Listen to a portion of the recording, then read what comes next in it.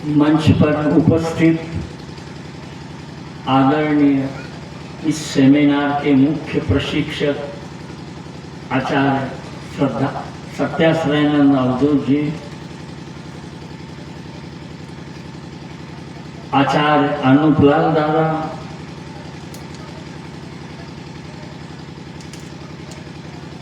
सम्माननीय मुख्य अतिथि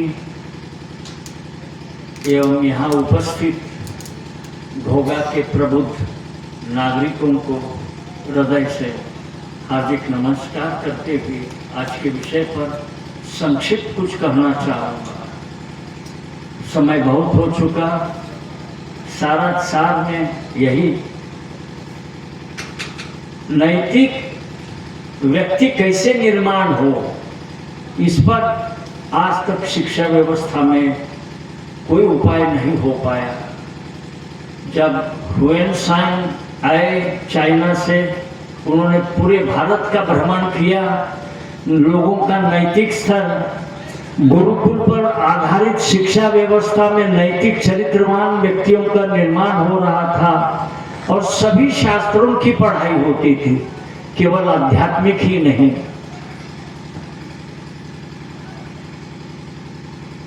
उसके बाद उन्होंने लिख दिया अपने टिप्पणी, भारत के समाज व्यवस्था के बारे में, इतिहास का विषय है।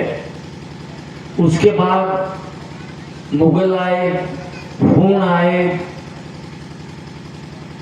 उनके पास दर्शन नहीं था, एक ही लक्ष्य था, इस स्वर्ण भूमि को कैसे लूट करके ले जाए।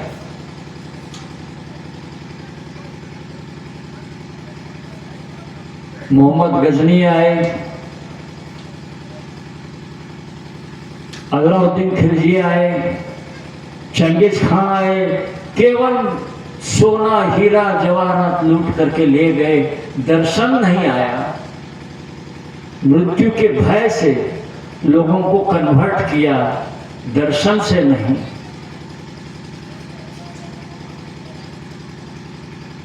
लॉर्ड मैकॉले जब आए तो उन्होंने भी देखा कि भारतीय समाज इतना नैतिक चरित्रवान है, इस समाज को गुलाम बनाना है तो एक ही उपाय है, इनकी शिक्षा व्यवस्था को तहस नहस कर दो, इनकी गुरुकुल पर आधारित नैतिक शिक्षा को हटा दो। और उन्होंने वही काम किया।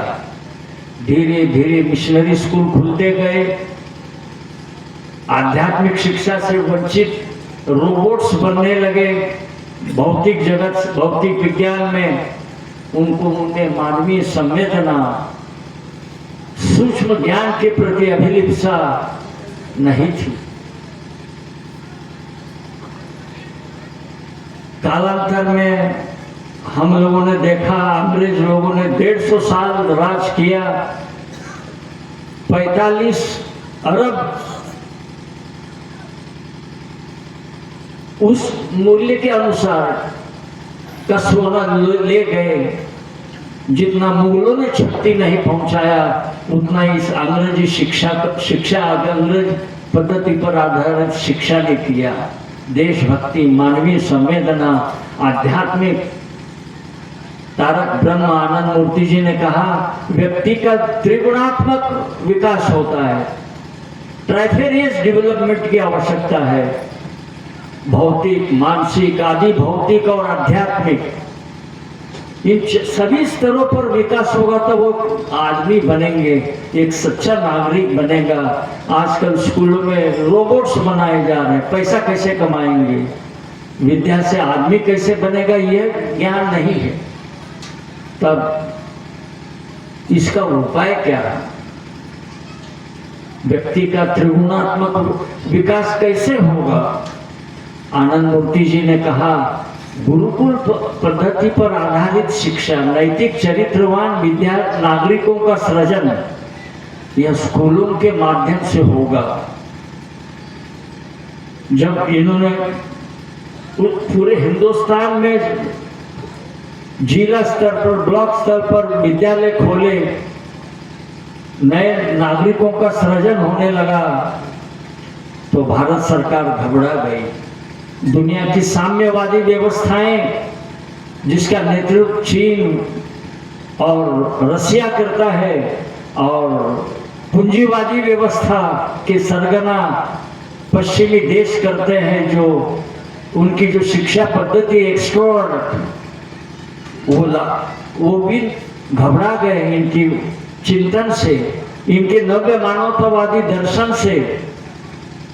तब फर्जी केस में फंसा करके जेल में डाला। आनंद मार्ग को जड़ मूल से खत्म करने का प्रयास करने का कोशिश किया। आनंद मूर्ति जी को जेल में जहर दिया।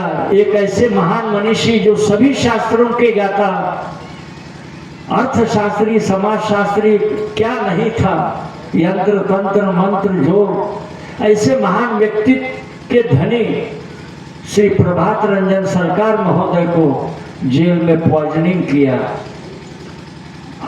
विद्वान आचार्य अनूपलाल दादा ने कहा, वो जो थिंक टैंक है वेस्ट का, बोला नैतिक बुद्धिजीवी ही पूंजीवाद को खतरा पहुंचा सकते हैं, दुश्मन है, उसके जड़ मूल को ही खत्म करो।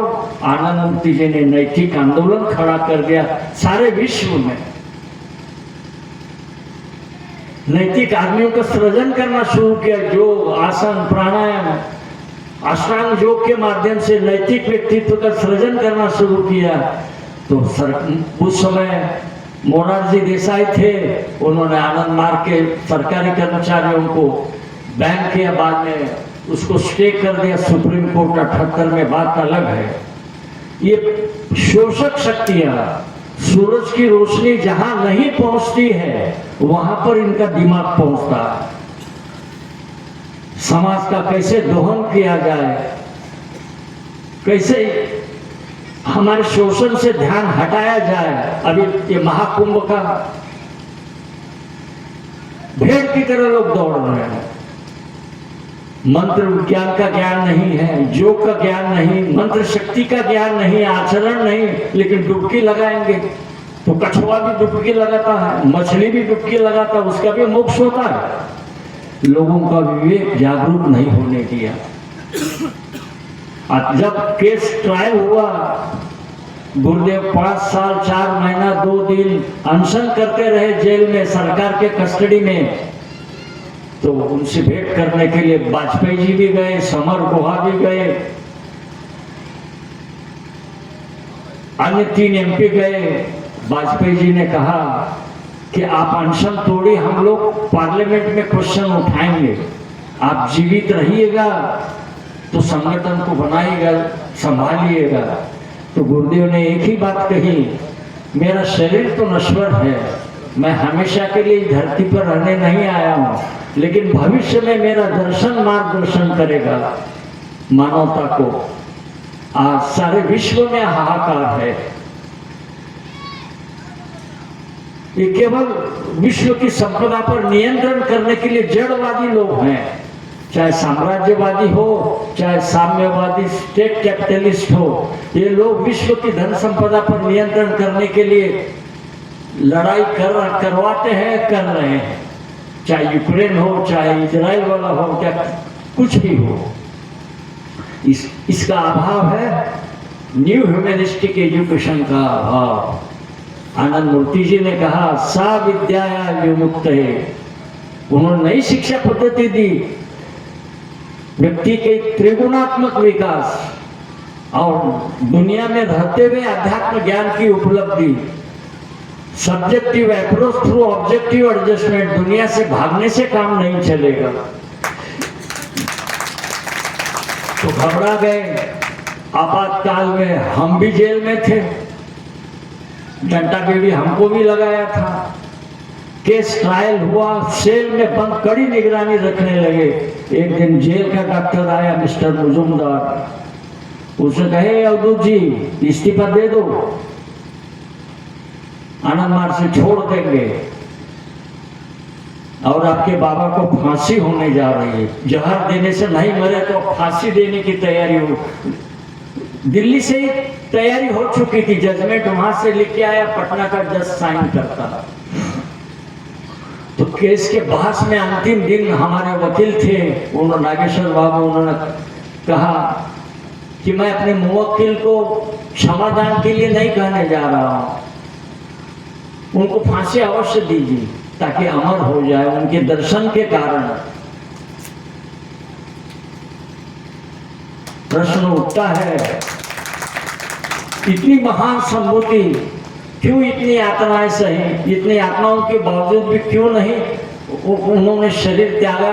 क्यों? दैवी शक्ति थी, अलौकिक शक्ति के धनी, सभी शास्त्रों के ज्ञाता। जब ट्रायल हुआ, सरकारी वकील ने कहा बहस में, मिस्टर पीआर सरकार is the cream of intellectuals of the world, his political ambition is more dangerous than Adolf Hitler and his socio-economic philosophy is far superior to Karl Marx. He wants to become Karl Marx of the world. और एक बोले, he wants to become Pope of the world, दुनिया का धर्म गुरु बनना चाहते हैं। प्रश्न था कि ये पूंजीवादी व्यवस्था के समर्थक नहीं है, ये शोषक व्यवस्था का विरोध करते, कॉम्प्रोमाइज नहीं किए, तो ऐसे नैतिक लोगों का सृजन कैसे होगा? अभी वर्तमान जो वो, उसके बाद अंग्रेज भी जब संविधान बना, बड़ी कुटिल, नेहरू अंग्रेजों का दलाल था, संविधान बना, अंबेडकर ने इनका कई बातों पर विरोध किया, तो उसमें एजुकेशन के मामले में एक है अनुच्छेद 30A में, आध्यात्मिक शिक्षा नहीं दी जाए। मिशनरी लोग दे सकते हैं, अन्य सांप्रदायिक लोग, लेकिन भारत सरकार शिक्षा में आध्यात्मिक शिक्षा का उसमें नहीं कर सकती है। क्या मोदी जी उसको दूर करेंगे, उस बाधा को? क्या सभी स्कूलों में आध्यात्मिक वेद उपनिषद की सारी जो ब्रह्म विद्या से, विज्ञान से संपर्क, क्या वो शिक्षा देंगे? आनंद मूर्ति जी ने वह ब्रह्म विज्ञान आनंद मार्ग के स्कूलों में इंट्रोड्यूस किया, बचपन से ही, संग छद्म से लेकर के, और बाकी ब्रह्म क्या है, ईश्वर क्या है, इस सारी सामाजिक अनुशीलन क्या है। तो ये सारी व्यवस्थाएं घबराई। जब ससम्मान जेल से छूट के आए बाबा आनंद मूर्ति जी, ग्लोबल टूर में निकले धर्म प्रचार के लिए चार्टर प्लेन से, तब धर्माचक्र होने वाला था सैन फ्रांसिस्को अमेरिका में, ऊपर हवाई जहाज मंडरा रहा है, नीचे तांडव के लिए तैयारी खड़े हैं, लैंड नहीं करने दिया पोप के निर्देशन के कारण। तो he is more dangerous man, वो क्रिश्चियनिटी के लिए खतरा है। तो जितने कैथोलिक स्टेट्स थे उन लोगों ने लैंड नहीं करने दिया। तो लास्ट में कहा तेल खत्म हो रहा है, तेल लीजिए, एक भी आदमी धरती पर पैर मत रखिए। बाबा ने कहा विनाशकाले विपरीत बुद्धि, भविष्य में अमेरिका की जनता तो नहीं कहेंगे आनंद मूर्ति मेरे यहाँ नहीं आए। वहां से प्लेन उड़ा, हिथ्रो हवाई अड्डा लंदन, वहां आया, तो उन्होंने लैंड तो करने दिया लेकिन वीसा नहीं दिया।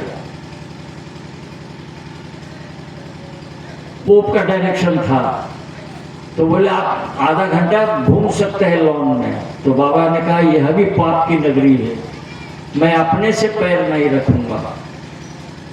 फिर प्लेन वहां से उठा, पूरा इजराइल गया, स्वागत किया, वीआईपी ट्रीटमेंट मिला। तो बाबा आनंद मूर्ति जी ने आशीर्वाद दिया ये मुल्क दिन दुना चार चौगुना तरक्की करेगा। आज दुनिया के अधिकांश नोबेल प्राइज विनर्स इजराइल के हैं, साइंटिस्ट वहां के हैं, और आज अकेला वो मुल्क इन पाप शक्तियों के खिलाफ लड़ रहा है। गुरुदेव का सम्मान किया। वहां से जर्मनी, वो प्रोटेस्टेंट है, कैथोलिक नहीं है। वो जो वीसा देने वाला अधिकारी वो बाबा की तरफ देखा, इतने जगह पर क्यों कैंसिल किया visa? He seems to be gentleman. या तो बाबा उनके मन में प्रवेश किए हो, परकाया प्रवेश में माहिर थे बाबा, सबको मिला वीसा, बाबा वहाँ जर्मनी, डेनमार्क 21-22 दिन रहे, कई सन्यासी वहाँ से बने और धर्म प्रचार हुआ। उसके बाद प्लेन मॉस्को आया, उन्होंने भी लैंड करने दिया, तो बाबा ने यही कहा। जर्मनी से जब विदा होने लगे तो दीवार थी, पूर्वी जर्मनी और पश्चिमी जर्मनी, 1/3 जर्मनी पर रशिया का अधिकार, 2/3 पर पश्चिमी देशों का। दीवार को स्पर्श करते हुए बाबा ने आशीर्वाद दिया, ये दीवार ढह जाएगी। बाबा के रहते हुए जर्मनी भी एक हो गया, बिना रक्तपात का, बिना गोली दागे। ये गुरु का आशीर्वाद है। तो कहने का तात्पर्य है, आनंद मूर्ति अभी जो देख रहे हैं हमारे सन्यासी दादा लोग, दीदी लोग, उनका क्या है? They are more spiritually elevated intellectuals, बुद्धिजीवी है और आध्यात्मिक दृष्टि से उन्नत है। आज ऐसे व्यक्तित्व का सृजन आनंद मूर्ति जी ने किया और करना जारी रखा। ये आनंद मार्ग मैन मेकिंग मिशन है। हम आदमी बनाएंगे, पशुत्व से मनुष्यत्व, मनुष्यत्व से देवत्व की ओर जाए। तो इसके लिए क्या उपाय है? दोनों है, subjective approach through objective adjustment. Subjective approach है ब्रह्म ज्ञान की प्राप्ति और दुनिया में रहते हुए तो कौन सी व्यवस्था? तो उन्होंने दिया, सामाजिक जो बोल रहे हैं, मजहबी उन्माद फैला रहे हैं, नहीं, समाज आंदोलन खड़ा करो। उन्होंने 243 समाज पूरे विश्व को बांटा, 9 सेक्टर में उसको कंट्रोल बांट दिया। वर्ल्ड गवर्नमेंट कैसे बनेगी उन्होंने कल उसमें रिटर्न में 1955 में जमालपुर में उन्होंने कहा, बुद्धिजीवियों के मन से वर्ल्ड गवर्नमेंट कैसे बनेगी। आज यूएनओ भी किसी काम का नहीं, लुटेरों का अड्डा हो गया, न्याय नहीं दे सकता। क्यों? सब लुटे। कैपिटलिस्ट सूरज की रोशनी जहां नहीं पहुंचते वहां शोषण करने का तरीका खोज लेता है। नशा खिलाओ, अन्य चीजें करो, लोगों को ध्यान बताओ। मोबाइल की चर्चा हो गई, वो तो उन्हीं का एक मोबाइल अच्छा भी है, ज्ञान का भंडार भी है, लेकिन जिनका दिमाग मैच्योर नहीं है वे नीचे चले जाएंगे। तो रुथलेसली, मर्सीलेसली फ्रीडम ऑफ एक्सप्रेशन